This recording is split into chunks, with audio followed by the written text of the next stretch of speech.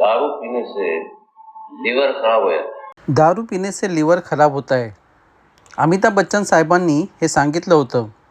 पण आजचं बजेट बघितल्यावर बच्चन साहेब असं म्हणतील की दारू पिणे से लिव्हर खराब होत आहे, पण आता खिसा बी खाली होत आहे.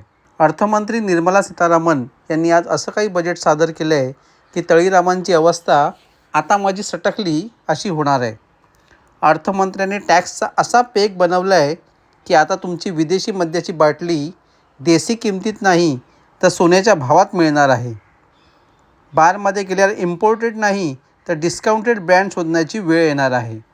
महाराष्ट्र सरकारनं आधीच गेल्या 6 महिन्यापासून उत्पादन शुल्कात 10 ते 15% वाढ केली होती. त्यामुळे राज्यात दारूच्या किमती वाढल्या. हॉटेल आणि रेस्टॉरंटमध्ये मद्य विक्रीच्या परवाना शुल्कातही 10 ते 15% वाढ झाली. यातून सरकारला 14,000 कोटींचा अतिरिक्त महसूल मिळणार आहे.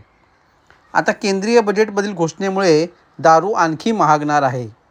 संध्याकाळी बाटली उघडण्यापूर्वी तुम्हाला GST आणि एक्साईज ड्युटीचा पाढा पाठ करूनच बसावं लागेल असं दिसतंय. एखादा तळीराम म्हणेल की थोडी सी जो पीली है चोरी तो नहीं की है, तर निर्मलाताई लगेच म्हणणार चोरी नाही केलीस भावा, पण टॅक्स तर भरावाच लागेल. थोडक्यात तळीरामांना किक दारूने नाही तर हॉटेलच्या बिलानेच बसणार आहे.